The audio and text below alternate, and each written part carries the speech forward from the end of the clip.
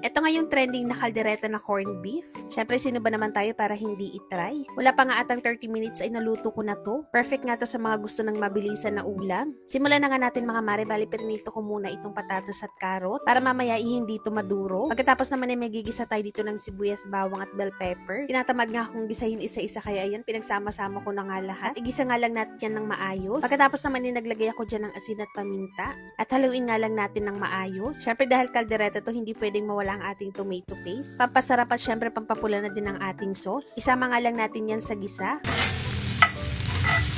At naisipan ko na nga din maglagay dyan ng butter. Siguro mga 1 kutsara yung nilagay ko dyan para hindi naman masyadong mamantika itong ating sabaw mamaya. Okay na ngayon mga mare, pagkatapos naman ay maglalagay na tayo dito ng corned beef. Kahit anong corned beef naman ay pwede nyong gamitin dyan. Sakto naman at may liver spread ako dito kaya yan nilagay ko na nga yung isang buo. At naisipan ko na nga din maglagay ng beef cubes, 1 peraso. May nakita nga akong tomato sauce sa ref at konti lang naman to kaya yan inubos ko na nga dyan lahat. Ilang araw na ngayon sa ref at baka masira pa kaya ginamit ko na lang. Para medyo may sabaw naman ito, nilagay ako dyan ng tubig, kalahating baso lang. At konting pahabol pa nga ng asin at paminta. Pagkatapos naman mga mare, etakpan lang natin to saglit. Hininaan ko nga lang yung apoy para kumulo na maayos yung ating sauce. Sakto naman at meron ako nitong melted cheese kaya ayan nilagay ko nga dyan sa ibabaw para mas lalong nakatakam at masarap. After 5 minutes ay okay na itong mga mare. Grabe, itsura pa lang at amoy, nakakatakam na. Diyos ko, mapapadami na naman tayo dito ng kanin. Nung nakaraan ko pa talaga to kinikrave, buti na lang at napaluto na tayo ngayon. Syempre masarap yan pag mainit yung kanin natin kaya ayan naglagay na nga ako dyan sa ibabaw ng sabaw. Sa mga gusto ng madalian na ulam at syempre masarap, ito na nga yung hinahanap mo.